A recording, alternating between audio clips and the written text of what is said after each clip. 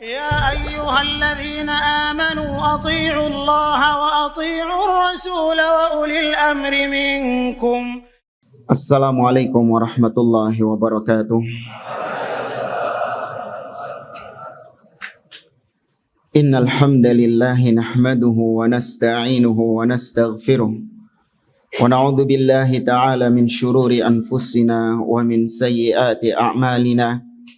Man yahdihillahu fala mudilla lahu wa man yudlil fala hadiyalah.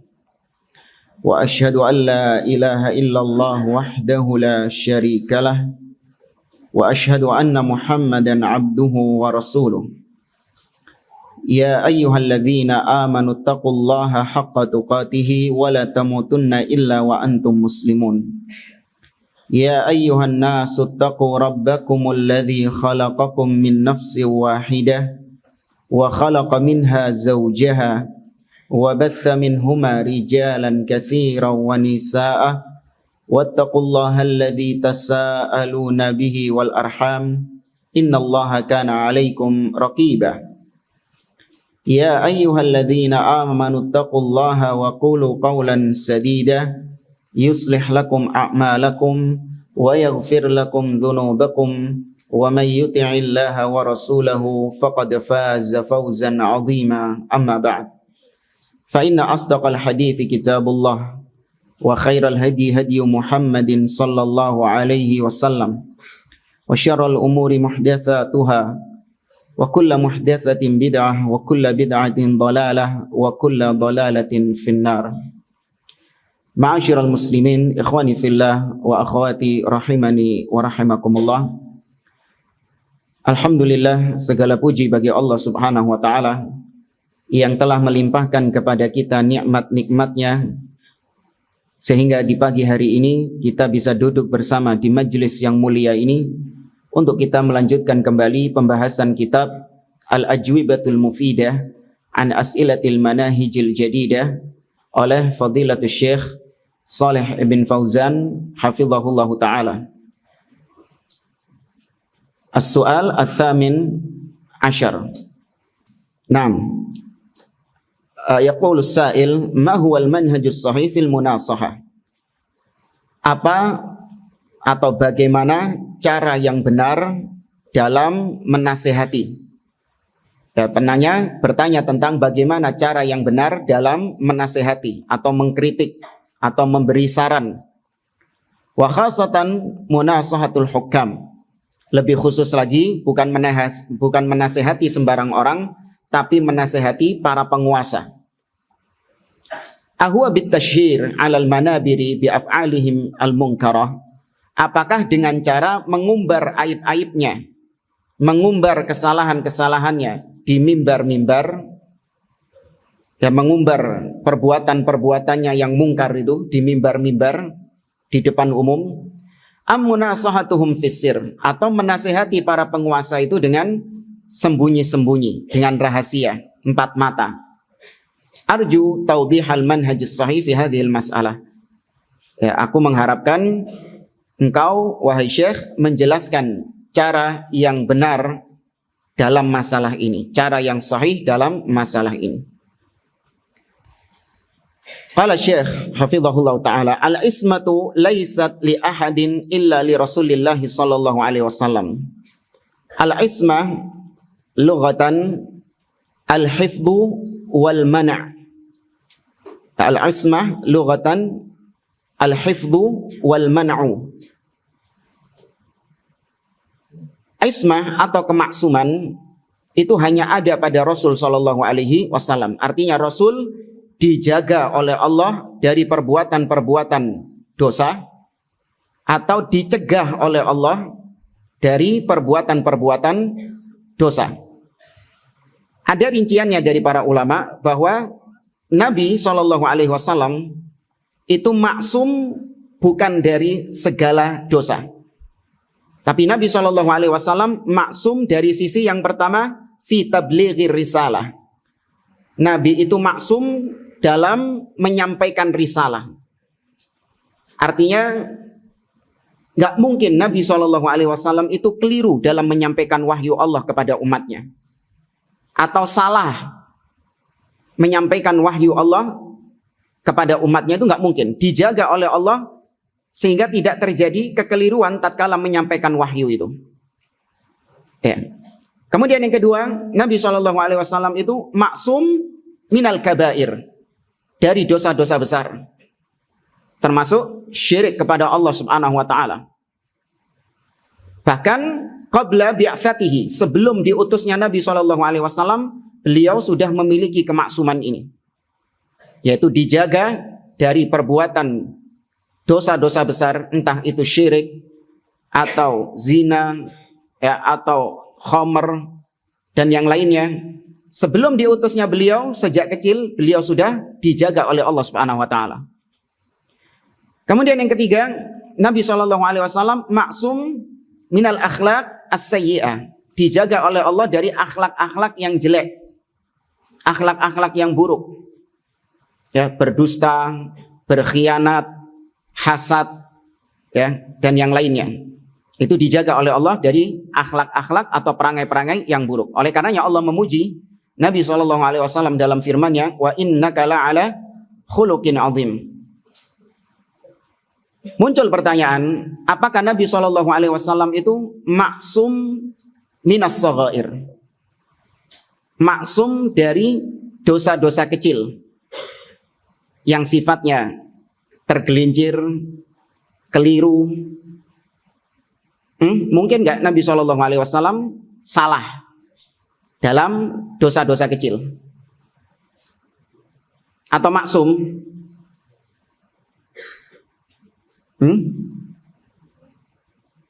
Ajibu jamaah. Mungkin? Yakin? Nggak mungkin. Kata para ulama, diantaranya disebutkan oleh Syekh Ad-Doktor Umar Ibn Muslih Al-Husaini, salah seorang dosen di Jami'ah Islamiyah, dalam kitabnya Makanatus Sunnah An-Nabawiyah, kata beliau, maksum atau Nabi SAW itu mungkin jatuh dalam kekeliruan-kekeliruan yang sifatnya ijtihadiyah, bukan amdan, bukan secara sengaja. Jadi ada ijtihad Nabi SAW itu yang kemudian salah, kemudian keliru. Mungkin seperti misalnya ijtihadnya Nabi SAW ketika beliau mendakwahi para pembesar-pembesar Quraisy yang kemudian didatangi oleh Abdullah ibnu Ummi Maktum. Namun ternyata Nabi SAW lebih fokus kepada para tokoh-tokoh Quraisy dan menelantarkan Abdullah bin Ummi Maktum. Ini ijtihadnya Nabi. Tapi diapakan sama Allah? Ditegur, keliru. Turun ayat apa? Abasa wa tawalla an ja'ahul a'ma dan seterusnya. Disalahkan sama Allah Subhanahu wa taala ijtihad Nabi SAW. Padahal ijtihad Nabi masuk akal. Nabi lebih fokus kepada orang-orang musyrikin Quraisy, tokoh-tokoh musyrikin Quraisy, karena Nabi yuridu hidayatahum. Nabi menginginkan mereka mendapatkan hidayah dari Allah. Kalau para tokoh-tokoh Quraisy ini, pembesar-pembesar Quraisy ini mendapatkan hidayah dari Allah, maka bisa dipastikan atau ghalabatul dhon, dugaan kuat berikutnya, pengikut-pengikutnya atau orang-orang Quraisy yang lain akan masuk Islam juga. Karena tokoh-tokohnya sudah masuk Islam. Sedangkan Nabi tidak menghiraukan Abdullah ibnu Ummi Maktum, karena Abdullah ibnu Ummi Maktum sudah Muslim, sudah masuk Islam. Sehingga Nabi punya banyak waktu dengan Abdullah ibnu Ummi Maktum. Tapi Nabi nggak punya banyak waktu kepada tokoh-tokoh Quraisy ini. Tumben-tumben, jarang-jarang mereka mau mendengarkan Nabi SAW. Maka ini kesempatan emas. Namun ternyata tetap ditegur sama Allah. Ijtihadnya Nabi salah, keliru. Kemudian Nabi SAW juga keliru ketika berpendapat kepada seorang yang sedang melakukan kawin silang kurma. Jadi ada seorang yang dilihat sama Nabi SAW sedang mengawin silangkan kurma. Apa namanya itu? Setek. Disetek. Bukan, diapakan? Dikawin silang. Enggak, bahasa ininya loh. Bahasa pertaniannya itu apa? Ya wis gitulah. Cangkok ya. Wallahu a'lam. Kemudian Nabi ketika melihat itu, Nabi SAW mengatakan, "Adunnu annahu la yanfa'uhum." Aku menduga bahwa apa yang mereka lakukan itu nggak ada manfaatnya. Maka mereka langsung meninggalkan perbuatan itu, yaitu nggak jadi mengawin silangkan pohon kurma itu. Ternyata apa yang terjadi? Berapa hari kemudian pohon kurmanya mati. Ya, pohon kurmanya mati. Nah, ini dalam perkara-perkara duniawi seperti ini, ya ada kekeliruan-kekeliruan, kesalahan-kesalahan dari Nabi SAW. Itu sifatnya ijtihadiyah, bukan sifatnya ta'ammud, dan bukan secara sengaja Nabi ingin berbuat salah, tidak. Dan itu pun tidak mengurangi kedudukan kemuliaan Nabi SAW. Sama sekali tidak mengurangi kewibawaan beliau. Memang sengaja Allah Subhanahu wa taala menjadikan ada sisi-sisi kekeliruan kepada yang ada dalam diri Nabi untuk menunjukkan bahwa Nabi adalah manusia biasa yang punya sifat-sifat manusia sebagaimana pada umumnya. Nabi juga pernah sholat sampai bablas 5 rakaat. Nah, Nabi pernah sholat bablas sampai 5 rakaat. Para sahabat bertanya, hal zida fis sholah, wahai Rasulullah, apakah ada tambahan dalam sholat? Maka Nabi, qad shallaita khamsan, kata mereka, kau telah sholat 5 rakaat wahai Rasulullah. Maka Nabi mengatakan, innama ana basyarun mithlukum, nasitu kama tansaun, fa idza nasitu fadzakkiruni. Aku manusia biasa seperti kalian. Aku lupa sebagaimana kalian juga lupa. Maka kalau aku lupa, maka ingatkan aku lagi. Nah, ini bukan cuma kepada Nabi SAW, juga kepada para nabi dan rasul. Terjadi kekeliruan, terjadi shaghair, dosa-dosa kecil kepada mereka. Allah sebutkan tentang Nabi Adam dalam surat Thaha, wa asa Adamu rabbahu faghawa. Allah katakan wa asa Adam. Nabi Adam telah bermaksiat kepada Rabb-nya, yaitu maksiat kecil.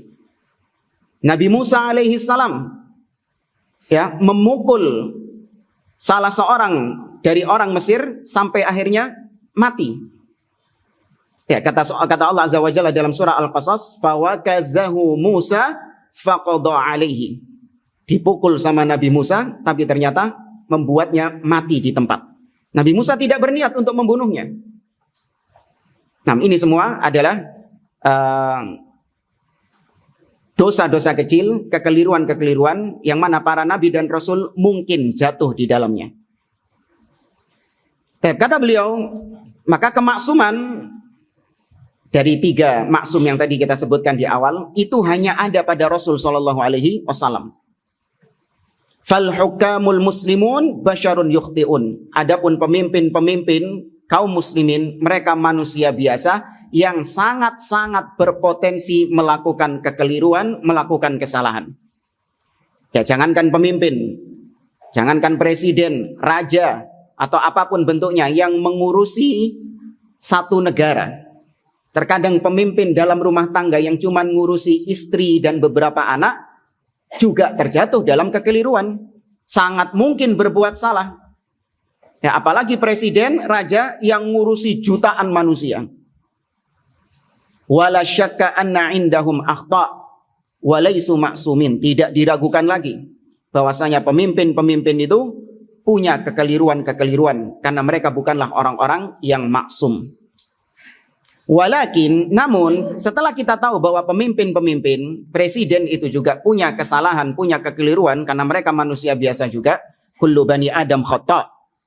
Akan tetapi kata beliau, la nattakhidhu min akhta'ihim majalan litashyiri bihim wa naz'il yadi min ta'atihim.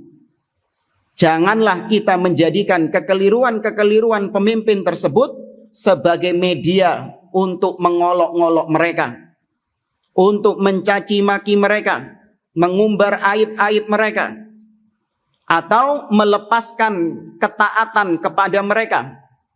Yakni tidak mau lagi taat, melepaskan baiat kepada mereka. Enggak. Hatta wa injaru, meskipun mereka ini sewenang-wenang, meskipun mereka ini jahat dalam kepemimpinannya. Wa in dhalamu, meskipun para pemimpin-pemimpin ini berbuat zalim. Ya, meskipun mereka berbuat zalim, tetap tidak boleh dijadikan kezalimannya itu sebagai media untuk mengolok-olok mereka. Nah, ini termasuk kebiasaannya Abdullah bin Saba al-Yahudi. Di zaman Al-Khalifatul Rashid Utsman bin Affan radhiyallahu anhu, Abdullah bin Saba mengatakan kepada para pengikut-pengikutnya, kepada fans-fansnya, ibda'u bit-ta'ni fi umaraikum wa adhiru lahum al-amra bil ma'ruf wan nahyi 'anil munkar tastamilu quluban nas. Mulailah kalian dengan mencaci maki pemimpin, yakni mencaci maki Utsman bin Affan. Kemudian tampakkan caci makian itu sebagai bentuk amar ma'ruf nahi mungkar. Maka pasti kalian akan mendapatkan simpati manusia. Dan itu yang banyak terjadi di zaman kita sekarang. Untuk meraih simpati orang dengan cara mengkritik pemimpin di depan umum, mencaci maki penguasa kaum muslimin. Tapi bukan dengan atas nama mencaci maki, tapi dengan atas nama amar ma'ruf nahi mungkar. Yang kita lakukan ini bukan caci maki katanya, tapi ini amar ma'ruf nahi mungkar. Karena pemimpin berbuat kemungkaran, maka kita ingkari kemungkaran itu di depan umum supaya masyarakat tahu kemungkaran-kemungkaran pemimpin. Nah, orang yang seperti ini laris manis. Laris manis di hadapan kaum muslimin. Bahkan dianggap sebagai pahlawan, dianggap sebagai pemberani. Siapakah orang-orang yang pemberani? Yaitu mereka yang berani mengkritik pemimpin di depan umum. Ya, tapi kalau ahlu sunnah kata mereka, itu pengecut-pengecut katanya.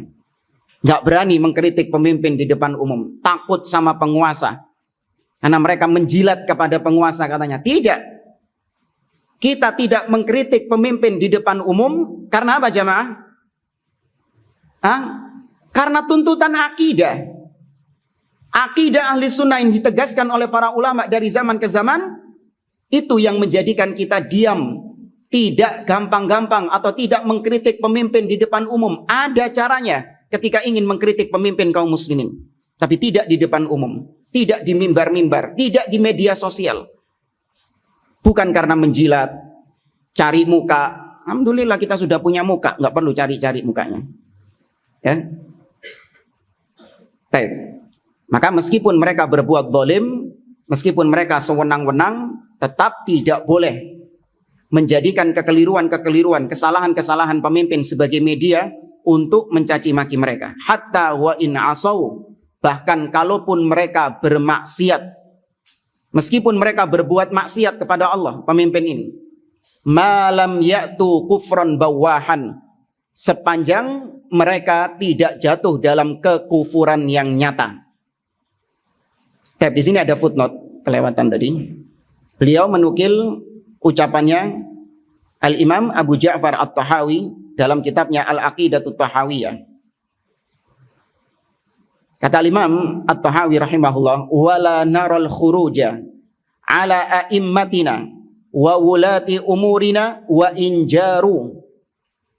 Kita tidak memandang bolehnya khuruj, memberontak kepada pemimpin, meskipun mereka sewenang-wenang, meskipun mereka zalim. Wala nad'u alaihim, dan kita tidak mendoakan keburukan atas mereka. Kata Imam At-Tahawi, wala nanza'u yadan min ta'atihim, dan kita tidak melepaskan tangan baiat kita dari ketaatan kepada pemimpin. Tetap harus dibaiat. Ya, namanya baiat itu adalah menganggap, meyakini bahwa dia adalah pemimpin kita, meskipun nggak harus apa? Meskipun nggak harus jabat tangan. Ya, diantara sikap kita terhadap pemimpin adalah membaiatnya. Soalnya jangan. Nah, makna membaiat pemimpin nggak perlu harus antum datang ke istana presiden kemudian membaiat. Jabat tangan artinya membaiat itu enggak. Antum meyakini bahwa beliau adalah pemimpin antum. Bahwa beliau adalah waliul amr yang berlaku ayat-ayat dan hadis-hadis tentang pemimpin. Itu keyakinan tentang baiat itu. Jadi nggak perlu harus jabat tangan. Kemudian kata Imam At-Tahawi, wa nara ta'atahum min ta'atillahi azza wa jalla faridatan ma lam ya'muru bimaksiatin. Dan kita memandang ketaatan kepada pemimpin itu adalah taat kepada Allah Subhanahu wa taala. Wajib hukumnya. Apa dalilnya? Naam ya ayyuhalladzina amanu athi'ullaha wa athi'ur rasul wa ulil amri minkum. Itu ketaatan kepada Allah karena Allah yang memerintahkannya. Inilah dikaitkan sama beliau antara ketaatan kepada pemimpin dengan tauhid. Kita taat kepada pemimpin atas dasar tauhid. Allah yang memerintahkan kita untuk mentaati pemimpin. Bukan karena pemimpin ini baik, mensejahterakan kita, pemimpin ini meningkatkan ekonomi rakyatnya. Bukan karena ini kita mentaatinya. Tapi karena tuntutan agama, karena Allah Subhanahu wa taala adalah Rabb kita. Kalau ini jadi dasar antum akan taat kepada pemimpin, meskipun pemimpin bagaimanapun dolimnya, antum tetap setia taat kepada pemimpin. Karena yang memerintahkan siapa? Allah Azza wa Jalla. Sama seperti yang pernah kita katakan, taat kepada orang tua. Antum taat kepada orang tua itu tutup mata sudah. Mau orang tuanya ini dolim, mau orang tuanya ini jahat, mau orang tuanya ini na'udzubillah luar biasa keburukannya, antum tutup mata sudah. Yang penting antum taat kepada orang tua. Siapa yang memerintahkan? Allah Subhanahu wa taala. Aku taat sama orang tua bukan karena orang tua itu yang membiayai hidupku, bukan karena mereka yang melahirkan aku, bukan karena mereka yang menyusui aku, menafkahi aku, enggak. Bukan karena alasan itu kita taat sama orang tua.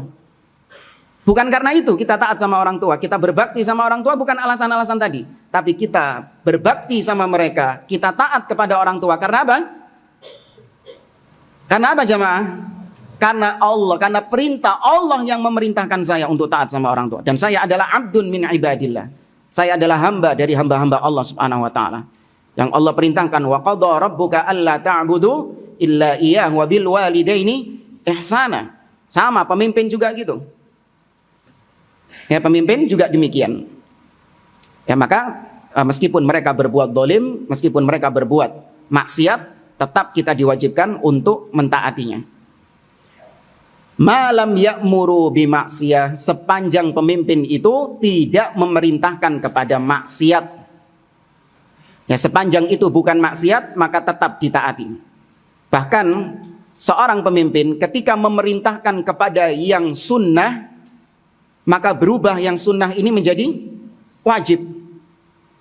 Bahkan ketika pemimpin memerintahkan kepada yang mubah, berubah yang mubah ini hukumnya menjadi wajib. Ya, seperti rambu lalu lintas misalnya. Ya, rambu-rambu lalu lintas ini.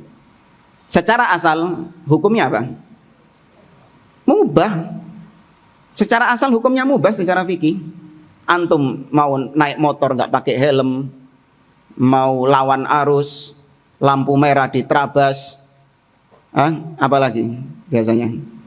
Antum melanggar apa biasanya? Ya ada SIM-nya, ya ini benar. Nggak ada SIM-nya. Ini perkara-perkara mubah. Ada dalilnya.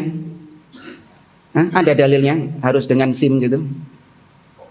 Nggak boleh lawan arus itu. Ada larangannya dari Allah dan Rasulnya, nggak ada. Mubah hukumnya secara asal. Tapi ketika diperintahkan sama pemimpin dengan jazm, dengan perintah yang ditekankan, maka berubah statusnya. Jadi dari mubah menjadi wajib. Ya, karena tadi sepanjang bukan maksiat. Mentaati rambu-rambu lalu lintas itu maksiat bukan?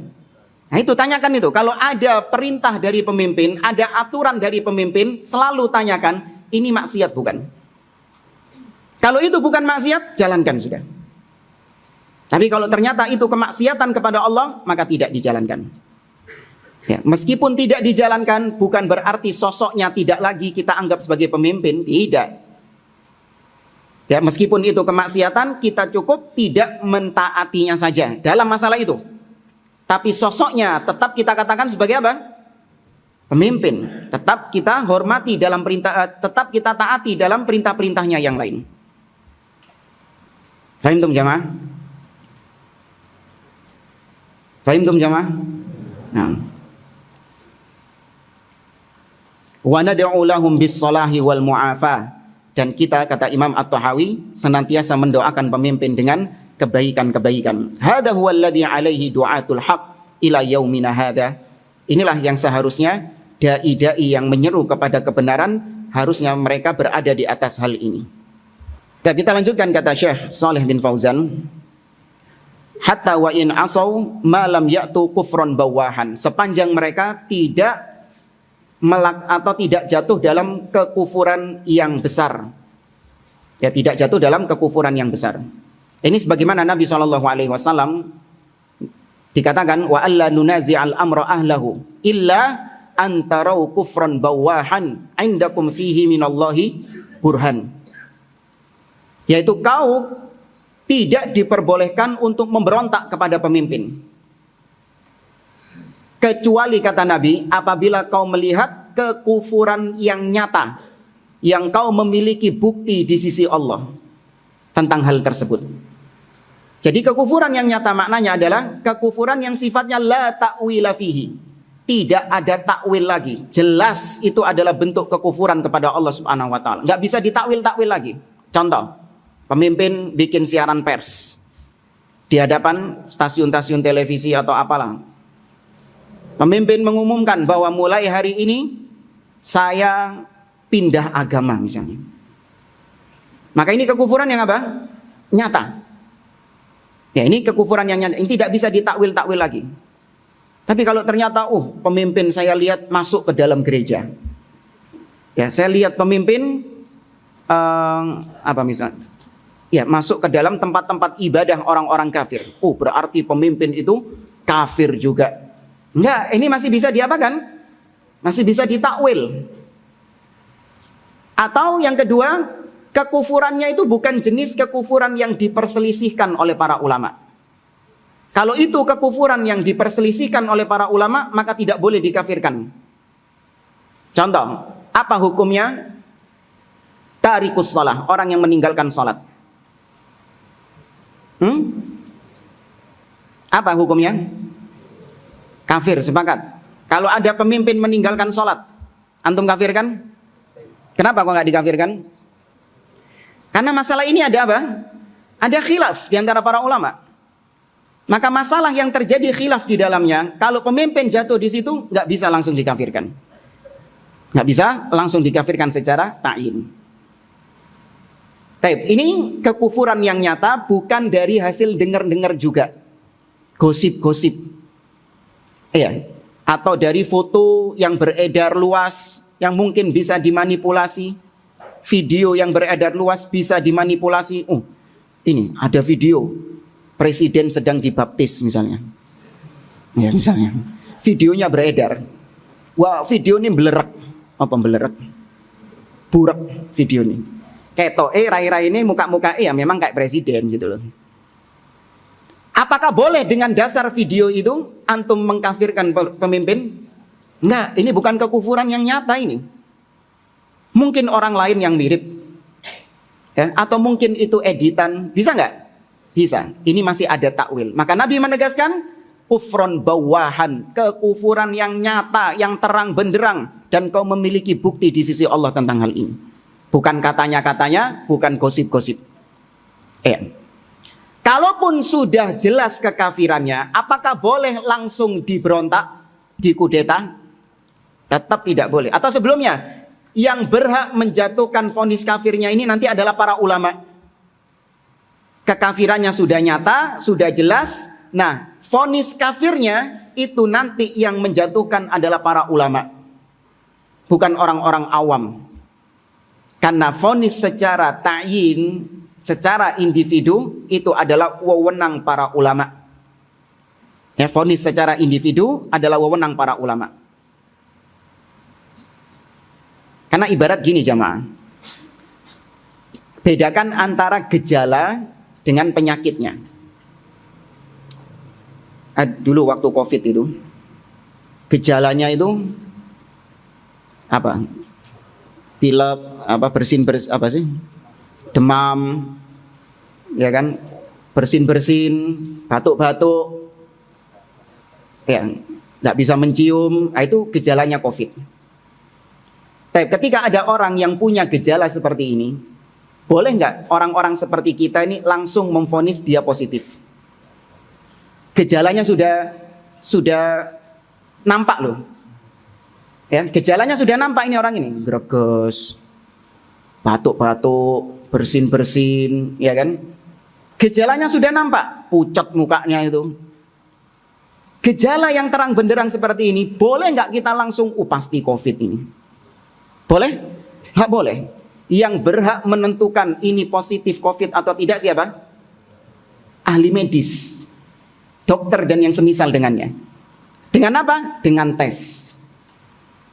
Demikian juga orang yang jatuh dalam kekufuran. Gejala-gejalanya sudah nampak di depan kita. Fulan begini, fulan begini, fulan begini. Sudah jatuh dalam gejala-gejala kekufuran yang banyak. Tapi ketika memvonis, siapa yang berhak memvonisnya? Ulama. Bukan orang-orang jahil, bukan orang-orang awam. Karena memvonis kafir seseorang itu ada rentetan dampaknya. Ketika dia dinyatakan kafir, maka istrinya harus meninggalkan dia. Terputus antara dia dengan istrinya yang muslimah. Ketika dia dinyatakan kafir, maka tidak ada perwalian terhadap anak-anaknya. Ketika dia sudah divonis kafir, maka berarti tidak ada waris mewarisi. Tuh, ada rentetannya. Bukan terus vonis kafir, selesai gitu. Tidak. Makanya para ulama atau ahlus sunnah sangat berhati-hati dalam masalah vonis kafir mengkafirkan. Ya, kalau nggak salah Imam Al-Qurtubi, kalau nggak salah, beliau mengatakan babut takfir babun khatir. Aqdama alaihi kathirun minan nas fasaqatu wa tawaqqafal fuhul fasalimu. Pembahasan tentang masalah takfir, vonis kafir mengkafirkan, ini pembahasan yang sangat berbahaya sekali. Banyak manusia bermudah-mudahan, bergampang-gampangan dalam masalah ini, terutama orang-orang Khawarij, ngobrol murah stempel kafir. Maka mereka pun jatuh dalam kesesatan. Tapi kalau para ulama, mereka berhati-hati, nggak sembarangan memvonis kafir, sehingga mereka selamat. Ya, mereka selamat. Nah, kemudian kata Syekh, kama amara bidzalika an-nabiyyu sallallahu alaihi wasallam, sebagaimana yang diperintahkan oleh Nabi sallallahu alaihi wasallam.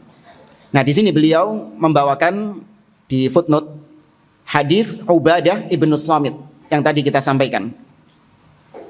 Berkata Ubadah ibnu Samit radhiyallahu anhu, da'ana an-nabiy sallallahu alaihi wasallam fabaya'nahu 'ala as-sam'i wa ta'ah fi mansyatina wa makrahina wa asrina wa yusrina wa atharatan 'alaina wa alla nunazi'al amra ahlahu illa an tarau kufran bawahan indakum minallahi fihi burhan. Nabi memanggil kami, kata Ubadah bin Samit, dan kami membaiat Nabi untuk mendengar dan taat, baik ketika kami dalam kondisi yang semangat, yang kita sukai, ataupun yang tidak kita sukai, baik dalam kondisi lapang ataupun dalam kondisi sempit, atau meskipun pemimpin itu lebih mengutamakan mereka daripada rakyatnya. Apa sih? Egois ya. Ya, lebih mementingkan dirinya daripada rakyatnya. Tapi tetap kita diperintahkan oleh Nabi untuk mendengar dan taat kepada pemimpin. Dan kita dilarang untuk melepaskan ketaatan kita kepada pemimpin tersebut, mengkudetanya, memberontak kepadanya, melepaskan baiat kepadanya, kecuali apabila kau melihat kekufuran yang nyata dan kau memiliki bukti di sisi Allah tentang hal tersebut, seperti yang sudah kita jelaskan.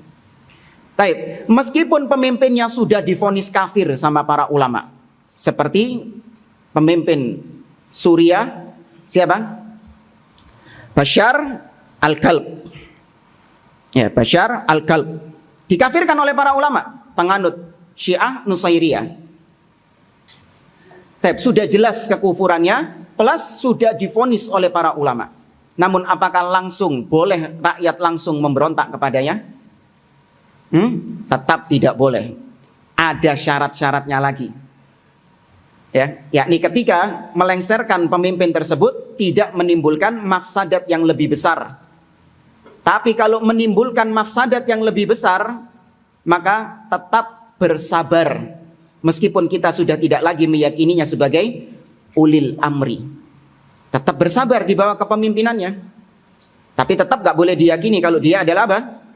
pemimpin.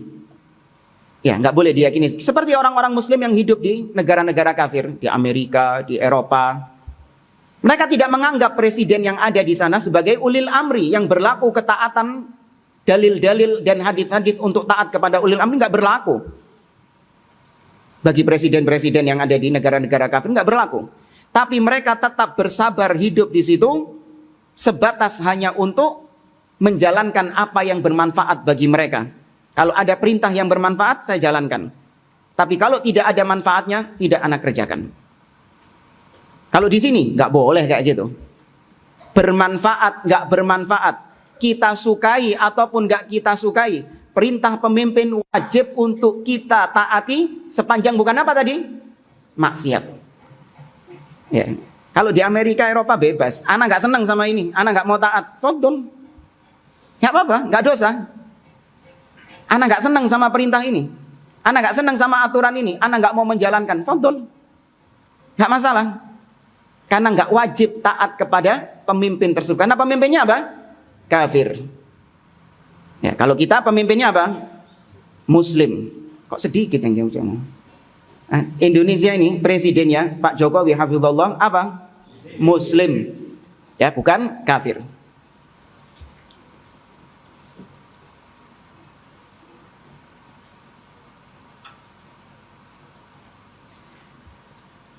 Kita lanjutkan kata Syekh, wa in kana indahum ma'asin wa indahum jaurun wa dhulmun.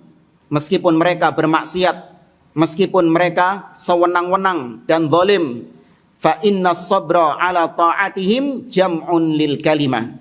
Karena bersabar, yakni sabar tetap mentaati mereka, itu bisa menyatukan persatuan kaum muslimin. Ini yang disebut dengan jama'atu al-abdan.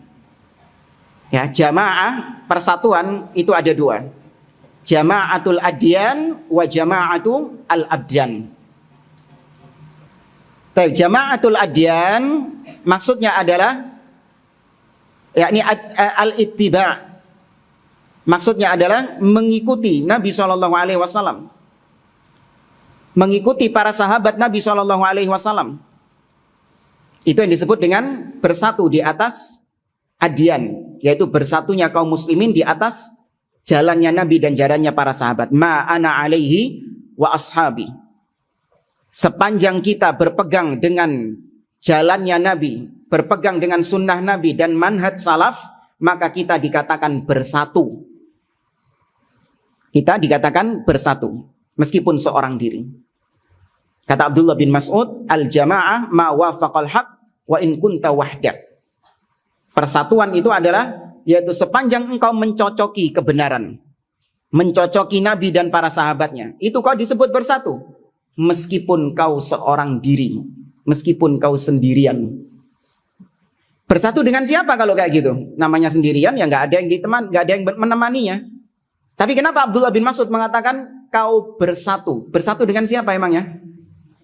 Ar-Ra'ilul Awal, bersatu dengan Nabi dan para sahabat dan orang-orang yang juga berjalan di atas jalan ini. Adapun jama'atul abdan, jamaah fisik, persatuan fisik artinya adalah as-sam'u wa ta'ah li waliyil amr. Mendengar dan taat kepada pemimpin kaum muslimin. Itu persatuan.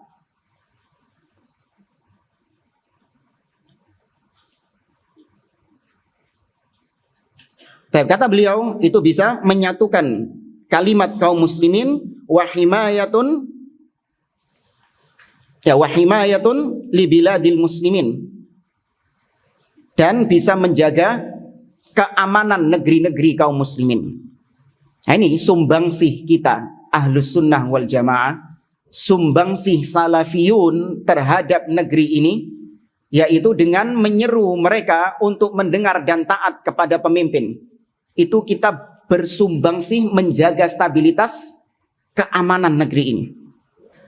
Justru yang membuat negeri ini nggak aman, kacau balau, ya tidak adanya ya rasa aman di dalam negeri ini, yang membuat seperti itu adalah kebanyakan ahlul bidah dari kalangan ikhwanul muslimin. Lihat, ketika ikhwanul muslimin mereka kowar-kowar, negeri yang ada di situ pasti sedang carut marut. Pokoknya tite nonoy, tunggu saja. Kalau sudah ikhwanul muslimin mereka banyak melakukan aksi-aksi di suatu negeri, pasti negeri tersebut carut-marut. Mesir misalnya, ya, Libya, ya, Suriah, ya, dan negeri-negeri kaum muslimin yang lain. Kalau sudah ada ikhwanul muslimin dan yang semisal dengannya, maka pasti terjadi carut-marut di situ. Berbeda dengan ahlus sunnah. Kalau ahlus sunnah yang mendominasi di situ, maka negeri itu aman, tentram negeri tersebut. Ya, ini sumbangsi ahlus sunnah kepada keamanan negeri. Wa fi mukhalafatihim wa munabadatihim mafasidu 'azimah. Dan dalam menyelisihi pemimpin atau pemberontakan kepada pemimpin itu ada mafsadat yang lebih besar, kerusakan yang lebih besar. A'zam minal munkaril ladzi hum 'alaihi. Yang lebih besar kemungkarannya daripada kemungkaran yang sedang dilakukan sama pemimpin. Pemimpin punya kemungkaran, iya, kita nggak mengingkarinya. Kita tidak menutup mata, pemimpin ada kemungkarannya, ada kekeliruannya. Tapi kalau diingkari dengan kemungkaran, dengan cara-cara yang mungkar, maka menghasilkan kemungkaran yang lebih apa? Yang lebih besar dari kemungkaran pemimpin itu. Saya kasih ibarat ya. Contohnya seperti kalau misalnya seorang ada kemungkaran di rumahnya, yaitu rumahnya itu kemasukan tikus.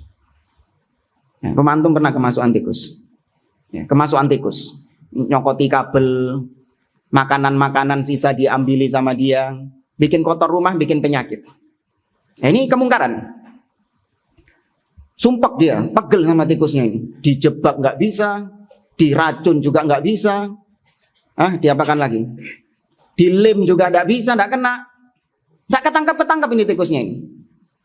Akhirnya apa sama dia? Beli bom. Dia beli bom, dibom rumahnya. Dar. Setelah rumahnya runtuh, dicari sama dia itu. Nemu tikusnya, mati beneran. Mati kan gitu. Tercapai tujuannya, kemungkarannya hilang, yakni tikusnya sudah mati, kemungkarannya hilang. Tapi apa yang terjadi? Bambung, gelandangan, nggak punya rumah. Nah, itu ibarat orang-orang yang mengingkari kemungkaran pemimpin, tapi dengan cara-cara yang nggak benar, dengan demo, revolusi, reformasi. Ini kemungkarannya lebih besar daripada kemungkaran yang ada pada pemimpinnya. Cuman nggak disadari sama mereka. Yahsulu fi mukhalafatihim ma huwa asyaddu minal munkaril ladzi yasduru minhum ma dama hadzal munkar dunal kufri wa dunasyirk. Sepanjang, ini penjelasan dari beliau, sepanjang memang kemungkarannya pemimpin itu bukan kemungkaran syirik, bukan juga kekufuran, yaitu kezaliman dan kemaksiatan. Ya. Pemimpin punya kebijakan menaikkan harga ini, menaikkan harga ini.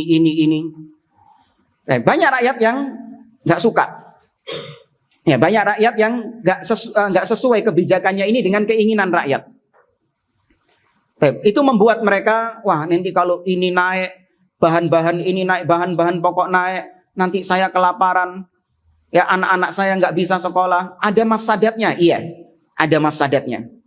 Tapi ketika kau mengingkarinya dengan cara-cara yang tidak syar'i, dengan cara-cara yang mungkar juga, maka lebih dahsyat lagi keburukan yang akan timbul. Lebih dahsyat lagi. Terjadi carut-marut, terjadi kekacauan, terjadi peperangan, stabilitas keamanan jadi hilang. Jangankan sekolah, untuk hidup saja, rumah saja nggak punya. Lihat yang terjadi di negeri-negeri kaum muslimin yang sudah hancur lebur. Sholat nggak bisa, kerja nggak bisa, masjidnya sudah hancur. Ya, kemungkaran-kemungkaran tersebut lebih besar daripada kemungkaran yang ada pada pemimpin. Wala naqul, tapi kita juga tidak mengatakan, kata beliau, innahu yaskut ala ma yasduru minal hukami min akhta. Sebaiknya kita diam saja dari kemungkaran-kemungkaran yang dilakukan oleh pemimpin. Sudah, nggak usah dinasihati. Diam saja. Ya, diam, padahal dia punya kemampuan untuk menasihati pemimpin. punya jalan untuk menasihati pemimpin dengan cara yang bijak. Tapi kata dia, mending diem saja. Ini juga bukan manhaj Ahlus Sunnah. Ya, bukan manhaj Ahlus Sunnah. Menyetujui lah. Ya, menyetujui kemungkaran-kemungkaran yang ada pada pemimpin, itu juga bukan manhajnya Ahlus Sunnah. La, kata beliau, bal tu'alaj. Kemungkaran yang ada pada pemimpin harus dicegah, harus diobati, harus diluruskan kesalahan-kesalahan mereka. Walakin tu'alaj bittariqatis salimah. Harus diluruskan dengan cara-cara yang benar. Dan cara yang benar adalah caranya Nabi SAW. Tidak ada cara yang lebih benar daripada cara yang sudah diajarkan oleh beliau SAW. Apa caranya Nabi dalam menasihati pemimpin? Sembunyi-sembunyi. Ingat jamaah kaidahnya, al-munkar idza kana alaniya la budda ayyunkar alaniya. Ini kaidah asal.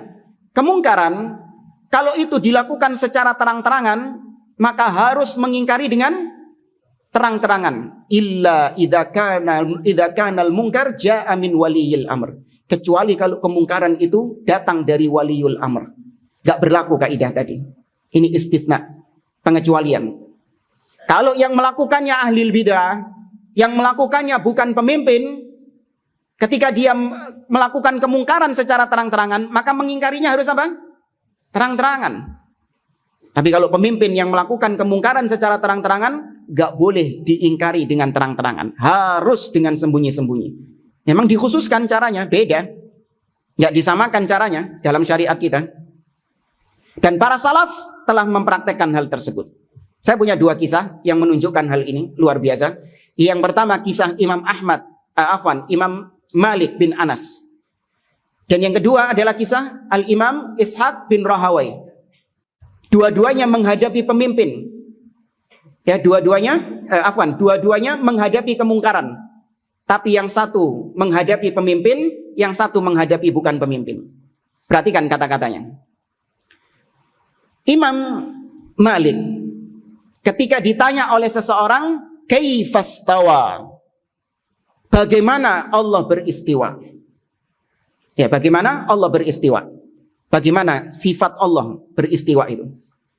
Maka Imam Malik memerah wajahnya, bercucur keringat, menunduk saking beratnya pertanyaan ini.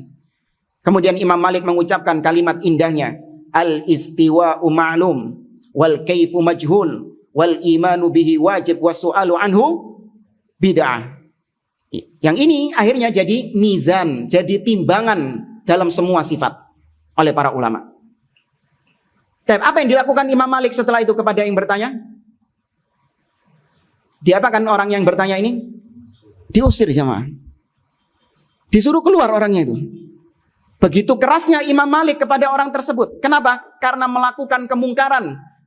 Yaitu dengan cara bertanya tentang bagaimananya sifat Allah. Yang itu merupakan bid'ah kata Imam Malik. Secara terang-terangan. Keras.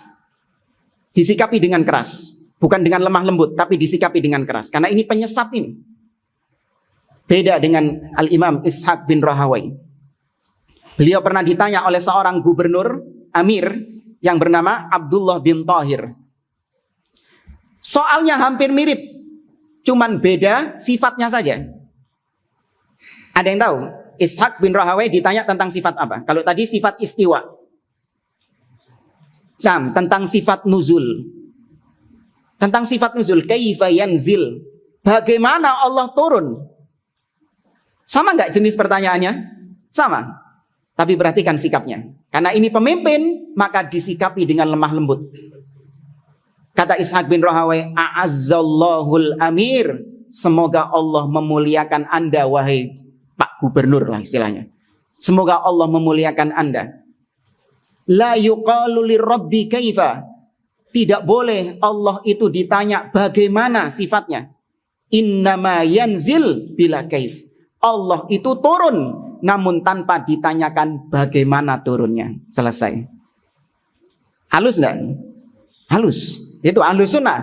Sama penguasa lemah lembut, tapi sama ahli bidah keras. Kalau orang sekarang kebalik, sama ahli bid'ah lemah lembut, sama penguasa keras. keras. Dan itu dianggap sebagai sikap yang benar kata mereka. Kalau sama penguasa harus keras. Tapi kalau sesama muslim meskipun beda pendapat harus lemah lembut. Muhammadur Rasulullah walladzina ma'ahu asyidda'u 'alal kufar ruhama'u bainahum. Harus lemah lembut. Ini kebalik. Ya, yang benar gimana jamaah? Keras sama siapa? Sama ahlul bidah, penyesat-penyesat umat. Ya, harus disikapi dengan keras. Meskipun keras bukan berarti mendolimi ya, awas. Tapi kepada penguasa bersikap lemah lembut, menasehati empat mata. Kalau ahlul bid'ah mengeluarkan syubhatnya, melakukan melakukan kemungkaran, mengajak manusia kepada kemungkaran, mengingkarinya juga harus terang-terangan. Harus terang-terangan mentahdzirnya. Tapi kalau penguasa yang melakukan itu, boleh mengingkarinya terang-terangan? Enggak boleh. Ya harus menasehatinya secara sembunyi-sembunyi. Bil munasahati lahum sirran, dengan menasehatinya secara sembunyi-sembunyi. Wal kitabati lahum sirran, atau dengan menulis surat kepada pemimpin secara sembunyi-sembunyi. Fattaqullaha mastata'tum. Ustaz, saya enggak punya jalan untuk bisa menasihati presiden. Ya, karena saya hanya seorang santri di Al-Kautsar. Saya enggak punya saya enggak punya jalan untuk menasihati presiden. Terus gimana? Fattaqullaha mastata'tum. Kalau tidak terbuka jalan bagimu, maka sudah gugur apa? Gugur kewajiban sudah. Jangan terus buka-buka jalan, enggak. Kalau memang jalannya enggak dibukakan sama Allah, ya sudah. Berarti memang tidak diwajibkan atas Anda. Baru diwajibkan atas Anda ketika sudah terbuka jalan bagi Anda. Baru disyariatkan. Ya, ibarat seperti misalnya, orang begitu melihat keutamaan sholat jenazah, mendapatkan qirat, wal qirat mithlu jabalil Uhud, satu qirat seperti gunung Uhud kata Nabi, termotivasi dia untuk melaksanakan sholat jenazah ini. Tapi nggak ada yang meninggal di kampungnya. Apa terus mateni orang? Apa terus bunuh orang gitu supaya bisa sholat jenazah? Saya bunuh orang gitu. Ya enggak, sudah, memang belum saatnya, nggak wajib sudah. Demikian juga menasihati pemimpin. Ya, kalau nggak punya jalan menasihati pemimpin, ya sudah. Berarti gugur kewajiban. Kata beliau, walaysat bil kitabatil lati tuktab. Tulisan nasihat kepada pemimpin itu bukan berarti tulisannya itu ditulis di koran-koran, ditulis di media-media, enggak. Tetap empat mata langsung tertuju kepada pemimpin. Nabi SAW mengatakan, man arada ayyan sahalidhi sultanin bi amrin fala yubdi alaniyah. Barang siapa yang ingin menasihati pemimpin dengan sebuah nasihat, maka jangan ditampakkan di depan umum. Walakin liyakhud biyadi, tapi hendaklah digandeng tangannya. Wa yakhluwa bihi, dan berdua-duaan dengannya. Fa in qabila minhu fadak, wa illa kana qad adda alladhi alaihi lahu. Kalau nasihatmu diterima, maka selesai. Tugasmu sudah selesai. Tapi kalau nasihatmu tidak diterima, maka kau sudah menunaikan kewajibanmu. Tapi jamaah, namanya nasihat, apakah harus memaksa? Namanya nasihat hanya sebatas menyampaikan. Selebihnya orangnya mau menerima nasihat kita atau tidak, maka urusan kita bukan. Urusan kita hanya menyampaikan, dilaksanakan atau tidak itu urusannya dia. Karena kita menasihati, bukan memaksa. Ini pernah kejadian, saya debat keras sama seorang yang ingin ikut demo, mengkritik pemimpin. Saya katakan kepada kau, demo ini ngapain? Menasehati pemimpin. Ya, menasehati pemimpin. Kenapa harus dengan demo? Kan bisa dengan kirim surat, atau bisa datang ke pemimpinnya langsung. Kata dia, kalau saya nulis surat, nggak mungkin dibaca sama pemimpin. Atau kalaupun dibaca, ya cuman sekedar dibaca, nggak akan dilakukan sama pemimpin nasihat saya. Dan kalaupun saya langsung datang kepada pemimpin, mungkin kalau didengarkan sama pemimpin, masuk telinga kanan, keluar telinga kiri. Maka saya bilang, ya sudah, namanya nasihat memang gitu. Karena kau menasihati, bukan memaksa. Oh, nggak bisa, kata dia. Saya ini nanti akan ada aksi besar-besaran. Ya, kita tekan, kita paksa pemimpin untuk mentaati para demonstran ini, orang-orang yang berdemo ini. Maka kita jawab, ya sudah, saya nasihati engkau untuk tidak ikut-ikut aksi demonstrasi itu. Karena itu dilarang dalam agama kita. Demo itu bukan ajaran agama kita. Saya sampaikan nasihat-nasihat seperti itu. Ternyata besoknya tetap ikut demo dia. Ya, dia tetap ikut demo besoknya. Terus nggak lama, berapa hari setelahnya itu kita ketemu lagi. Gimana nasihatmu?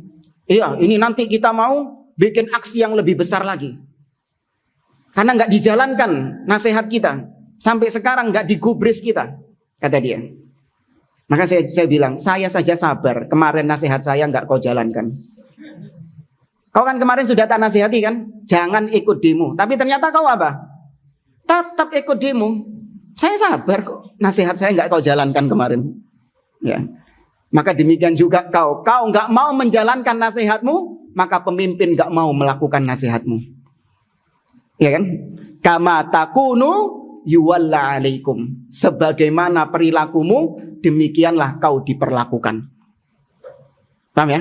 Kama takunu yuwalla alaikum. Sebagaimana perbuatanmu, demikianlah kau diperbuat. Pemimpin adalah cerminan bagi rakyatnya. Kalau rakyatnya modelnya kayak kau gini, nggak mau menerima nasihat, maka pemimpin juga sama seperti engkau, nggak mau menerima nasihat juga. Paham jamaah ceritanya? Ya, intinya apa ceritanya? Jangan ikut demo, gitu aja. Kita lanjutkan. Maka nggak boleh tulisannya itu kemudian disebar di media-media. Wa yuwaqqi'u 'alaiha jam'un katsir, atau bikin petisi. Tahu petisi ya? Tanda tangan kita menolak kebijakan presiden bla bla bla bla bla. Yang bertanda tangan, sak kampung tanda tangan kabeh. Ya, atau sekarang ada petisi online. Ya, menolak kebijakan pemerintah. Ana juga la yajuz, enggak boleh. Wala tuwazza 'alan nas, hadza la yajuz, atau dibagi-bagikan itu kepada manusia. Bal tuktab kitabatan au kitabatun sirriyah fiha nasiha, tapi ditulis dengan tulisan yang sembunyi-sembunyi. Tusallam liwaliyil amr au yukallam syafawiyan, yang langsung diserahkan kepada pemimpinnya atau langsung diucapkan kepada pemimpinnya. Ada hadis yang sering dipakai sama ahli bidah. Afdalul jihad kalimatu haqqin 'inda sultanin jair. Sebaik-baiknya jihad, paling afdolnya jihad adalah yaitu kalimat yang hak, ucapan yang benar 'inda sultanin jair, di sisi pemimpin yang dolim. Kata mereka, ini dalilnya demo. Maka kita jawab, kok bisa dalilnya demo itu loh? Nabi mengatakan 'inda sultanin jair, di sisi pemimpin yang dolim. Bukan di jalan-jalan. Demo di mana? Di jalanan. Di depan ya istana. Bukan langsung di hadapan pemimpinnya, tidak. Maka itu dalil yang justru menunjukkan, menguatkan apa yang kita sampaikan itu. Wajibnya menasihati pemimpin secara langsung di hadapannya, bukan dengan aksi-aksi demo.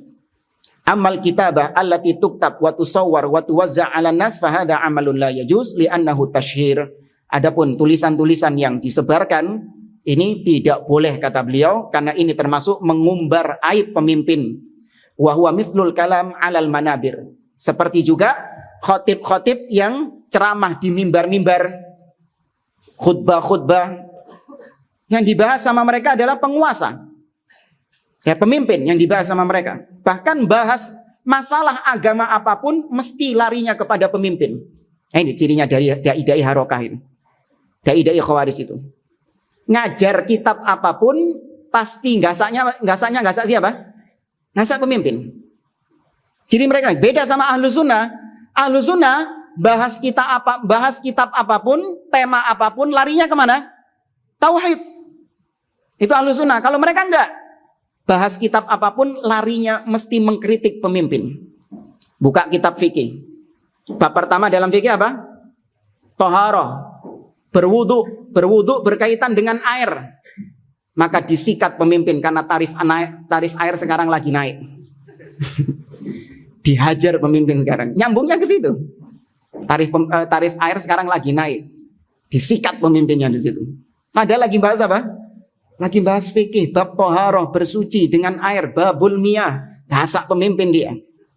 Ini didapati sebagian orang-orang atau bahkan mereka ini demikian kelakuannya.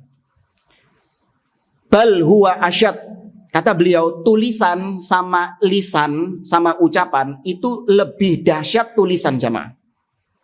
Terkadang kalau lisan, ucapan itu didengar kemudian dilupakan. Ya, kalau ucapan itu didengar kemudian dilupakan. Beda sama tulisan, beda sama tulisan kata beliau. Balil kalamu yumkin an yunsa, bisa dilupakan. Walakinnal kitabah tabqa wa tadawaluhal aidi.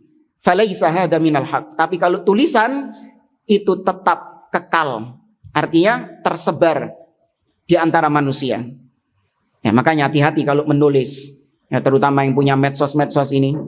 Pikir dulu sebelum menulis sesuatu. Baca lagi sebelum nge-share sesuatu. Teliti lagi sebelum nge-share sesuatu. Kalau nggak bisa, mending nggak usah punya medsos. Ya, daripada Anda menuliskan sesuatu tanpa dipikir, ceplas-ceplos, akhirnya sesat dan menyesatkan.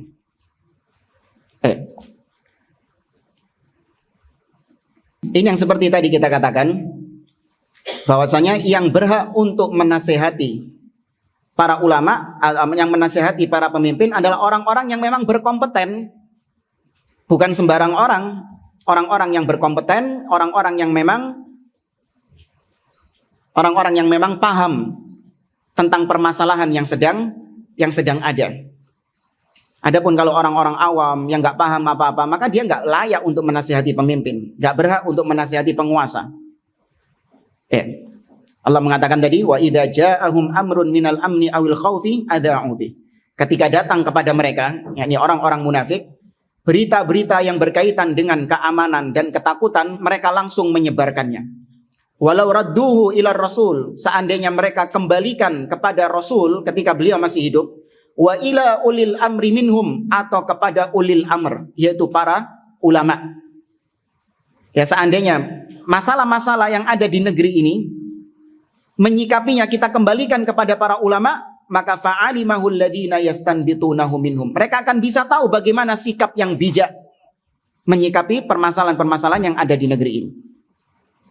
Namun mereka tidak kembali kepada para ulama, langsung disikapi dengan hawa nafsu mereka. Qala Syekh Abdul Aziz bin Baz, laisa min manhajis salaf at-tashhir bi uyubi ulatil umur. Bukan termasuk manhaj salaf. Jelas Syekh Abdul Aziz mengatakan bukan termasuk manhaj salaf at-tashhir bi uyubi ulatil umur. Membongkar, mempublish, ya, mengumbar aib-aib pemimpin di hadapan umum. Jadi kalau ada seorang dai yang kelakuannya seperti ini, kata Syekh Abdul Aziz bin Baz, laisa min manhajis salaf. Dia bukan termasuk di atas manhaj salaf. Maka nggak boleh menyebarkan aib kepada kaum muslimin, menyebarkan kemungkaran-kemungkaran pemimpin kepada kaum muslimin, nggak boleh. Innal ladzina yuhibbuna an tasyi'al fahisha fil ladzina amanu lahum adzabun alimun. Kata Allah dalam surah An-Nur. Orang-orang yang suka menyebarkan kemungkaran-kemungkaran, kekejian-kekejian di antara kaum muslimin, di antara orang-orang yang beriman, mereka akan mendapatkan siksa yang pedih. Meskipun tujuannya itu baik. Saya ini mengumbar aib pemimpin itu tujuannya baik. Biar pemimpin sadar dari kekeliruannya. Biar rakyat itu sadar. Supaya rakyat nggak memilih lagi misalnya. Naudzubillah. Ya, dengan niatan-niatan yang katanya baik. Namun kalau caranya salah, tetap kita katakan salah. Mengingkari kemungkaran itu, kata Imam Ibnu Qayyim Al-Jauziyah, apabila kemungkaran yang diingkari itu bisa menjadi kemungkaran yang lebih besar, maka haram. Kata Imam Ibnu Qayyim Al-Jauziyah dalam kitabnya Alam Al-Muwaqqi'in. Karena mengingkari kemungkaran ada 3. Yang pertama, mengingkari kemungkaran, maka kemungkarannya jadi hilang. Maka ini disyariatkan. Kemudian yang kedua, berarti ada 4. Kemudian yang kedua, mengingkari kemungkaran, tapi kemungkarannya nggak hilang, hanya berkurang. Kalau yang pertama hilang kemungkarannya. Yang kedua, kemungkarannya berkurang atau berubah menjadi kemungkaran yang lebih ringan lagi. Maka ini juga disyariatkan. Kemudian yang ketiga, mengingkari kemungkaran, kemungkarannya itu hilang, tapi datang kemungkaran yang setara. Ya, kemungkaran yang pertama hilang, tapi muncul kemungkaran yang setara dengan kemungkaran yang pertama, sama wae. Maka yang seperti ini, ya khilaf di antara para ulama. Apa manfaatnya gitu kalau kayak gitu? Kalau kita tahu kemungkaran ini, kalau dihilangkan, datang kemungkaran yang mirip dengan itu. Dan yang keempat, ini yang haram. Yaitu ketika diingkari, maka muncul kemungkaran yang lebih besar. Ya, muncul kemungkaran yang lebih dahsyat lagi. Ini sepakat para ulama, haram hukumnya, nggak boleh. Ini kaidah dalam mengingkari kemungkaran, ada tingkatan-tingkatannya. Nah, di sini beliau memperinci tingkatan-tingkatan sesuai dengan hadis Nabi tadi. Tingkatan yang pertama, kata beliau, adalah orang-orang yang memang punya kekuatan. Man yastati' an yuzilal munkar biyadi, yang bisa menghilangkan kemungkaran itu dengan powernya, dengan kekuasaannya, dengan tangannya, yaitu para penguasa. Maka para penguasa inilah yang bisa mengingkari kemungkaran langsung dengan tangan, dengan kekuatan. Atau orang-orang yang memang ditunjuk oleh pemimpin untuk menghilangkan kemungkaran dengan tangannya juga. Siapa diantaranya? Aparat. Ya, aparat. Polisi atau TNI menghilangkan kemungkaran dengan tangannya. Atas perintah siapa? Atas perintah pemimpin. Nah, kalau di Saudi itu ada namanya Hay'ah Al-Amri Bil Ma'ruf wan Nahyi 'Anil Munkar. Satpol PP Syariah. Ya, Satpol PP Syariah itu kalau umroh ya dan mampir ke Mekah Madinah itu biasanya ketika adzan berkumandang ada yang ngobrak toko-toko untuk tutup. Ya, suruh tutup semua toko-toko yang ada di situ ketika adzan berkumandang. Kalau ada yang buka diperingatkan. Kalau enggak maka disegel, kena denda. Nah, itu yang bisa adalah orang-orang yang memiliki power. Antum yang nggak punya power, nggak bisa niru kayak gitu. Iya, adzan berkumandang, tokonya orang-orang antum tutupi kabeh. Nah, boleh, anak nggak ikut-ikut nanti antum. Jangan bilang disuruh Ustadz Umar nanti. Nggak, antum nggak punya power, nggak punya kekuatan. Maka kalau nggak punya kekuatan, nah ini tingkatan yang kedua. Yaitu al-alim, orang yang memiliki ilmu, tapi dia nggak punya power, nggak punya kekuatan. Nah, ini baru dengan nasihat. Ya, makanya yang tadi kita katakan, selain pemimpin yang bisa merubah kemungkaran dengan tangan, hanya aparat keamanan yang ditunjuk sama pemimpin. Dan tidak ada yang swasta. Ya, swasta. Karena di negeri kita ada yang swasta, jemaah. Ya kan? Ngobrak-ngabrik kalau bulan puasa, ngobrak-ngabrik warung, tempat-tempat hiburan, kemungkaran. Tapi bukan aparat. Bukan aparat yang ditunjuk sama pemimpin. Tapi apa? Swasta, ya, ormas gitu. Nah, ini nggak boleh, karena itu haknya pemimpin. Itu haknya pemimpin. Kalau pemimpin tidak menjalankan, maka dosanya dia. Nggak berhak kita untuk menghilangkan kemungkaran tersebut dengan tangan kita. Itu bukan hak kita. Yang bisa kita lakukan adalah dengan lisan, dengan nasihat. Ya, itu bagi yang memiliki ilmu, namun nggak memiliki power. Tapi kalaupun nggak punya ilmu, nggak punya power, nggak punya kekuatan, maka tingkatan yang ketiga, man la ilma indahu wala sultah fa innahu yunkiru biqalbihi, yaitu mengingkari dengan hatinya. Bagaimana mengingkari dengan hatinya? Yaitu membencinya. Membenci perbuatan tersebut dan membenci orang-orang yang melakukan perbuatan tersebut dan meninggalkan perbuatan itu. Meskipun nggak bisa dihilangkan kemungkarannya, meskipun nggak bisa dinasehati pelakunya, ini paling minimal. Makanya kata Nabi, wadzalika ad'aful iman. Ini keimanan yang paling rendah, yaitu kita nggak senang, nggak ridho dengan kemungkaran tersebut. Kita benci dengan pelakunya dan kita tinggalkan kemungkaran tersebut. Kita nggak support, nggak ikut-ikutan. Nah, hadza wallahu a'lam bissawab. Naqif 'inda huna.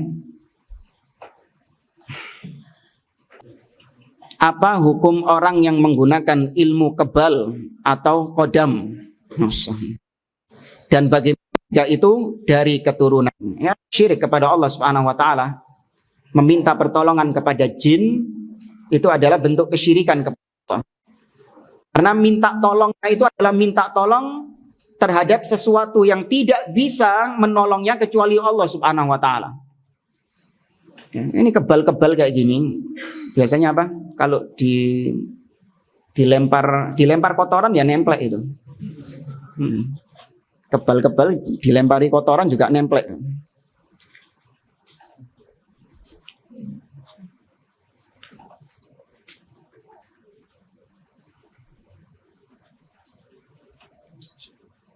Yang ada kaitannya sama pemimpin, jamaah.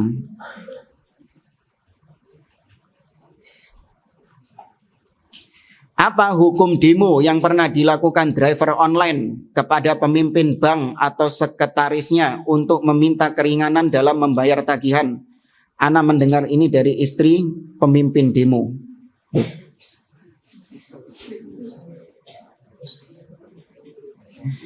Sama saja, demo itu dari syariat Islam bukan? Bukan cara-cara Islami. Itu caranya orang-orang kafir. Dalam Islam yang pertama kali mempopulerkannya adalah Abdullah bin Saba al-Yahudi. Itu yang pertama kali mempopulerkannya. Ya, maka jangan dipakai cara-cara demo. Kalau ingin mengkritik, ingin untuk menasehati, ya bisa dengan cara-cara yang syar'i, yang sudah dijelaskan oleh Nabi SAW. Adapun dampaknya juga demo. Antum berapa banyak orang-orang yang terdolimi gara-gara aksi-aksi demo seperti itu. Jalanan-jalanan ditutup. Apalagi fasilitas-fasilitas umum rusak. Terus apa lagi? Orang yang bekerja akhirnya jadi kesusahan. Gara-gara tadi jalan-jalan ditutup, ambulan mau lewat jadi kesusahan. Nggak mikir orang-orang itu. Nggak mikir kayak gitu. Yang penting tujuannya tercapai. Yang penting keinginan-keinginannya tercapai. Ya itulah yang kena getahnya orang banyak. Katakanlah ini perusahaannya tidak menggaji, maka karyawannya demo semuanya. Yang terdolimi cuma karyawannya tok kan? Tapi yang ikut dampaknya siapa? Orang-orang pengguna jalan. Wong kita nggak kerja di sana, ya kan? Kita nggak ikut dapat gaji juga. Terus kalau tuntutanmu dituruti sama bosmu, apa kita juga dapat hasilnya? Nggak ada urusan kita. Nah itu orang-orang egois. Ya, yang demo itu orang-orang egois yang hanya mementingkan kepentingannya sendiri, tidak mementingkan orang lain. Nah.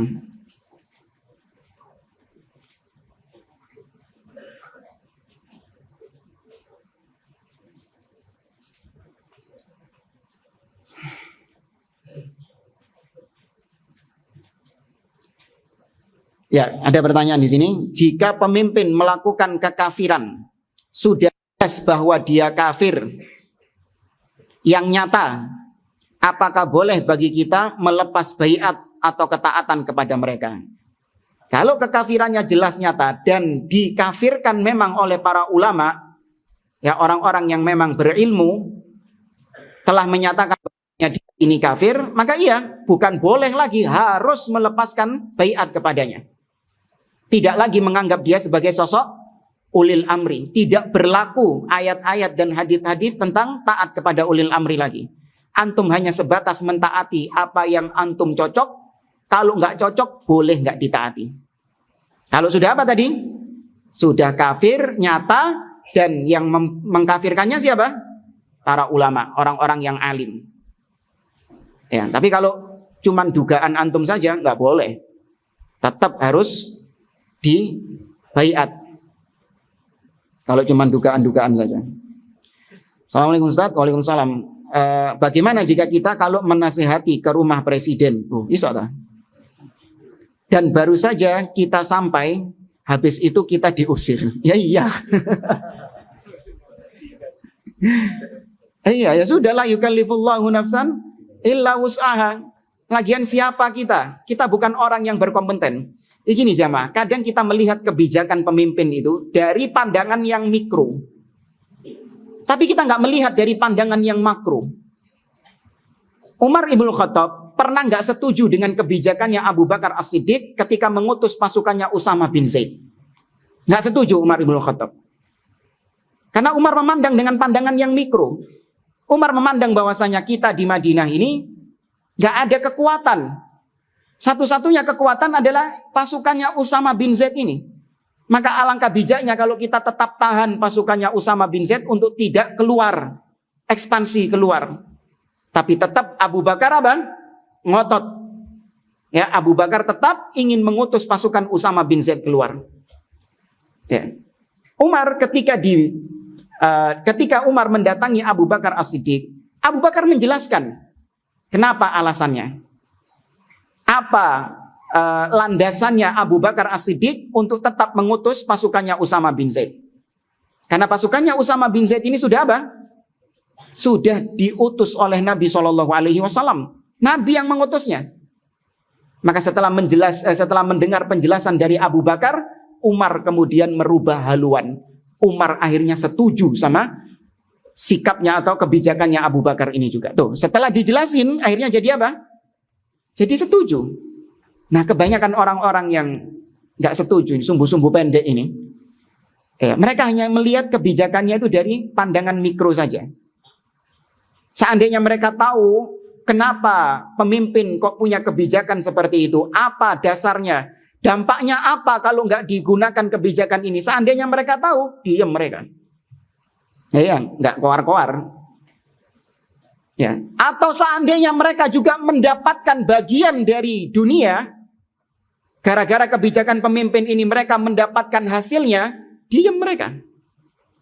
Kenapa mereka ini suka gini? Karena nggak dapat, karena nggak dapat bagian. Karena orang Khawarij ini, mereka demo karena apa? Lapar, nggak dapat bagian. Seandainya mereka dibungkam dengan dunia, selesai, nggak akan mau demo mereka. Nggak akan mau demo. Itu semua kembali kepada perkara-perkara dunia.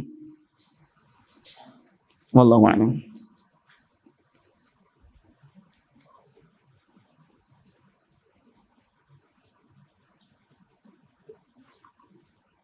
Nah, ini soal pemilu ini panjang pembahasannya. Mungkin waktunya mepet kalau bahas tentang masalah pemilu ini. Khawatir nanti akhirnya jadi bola liar. Tapi kita setuju bahwasanya cara mendapatkan pemimpin dengan cara-cara pemilu seperti itu bukan dari syariat Islam.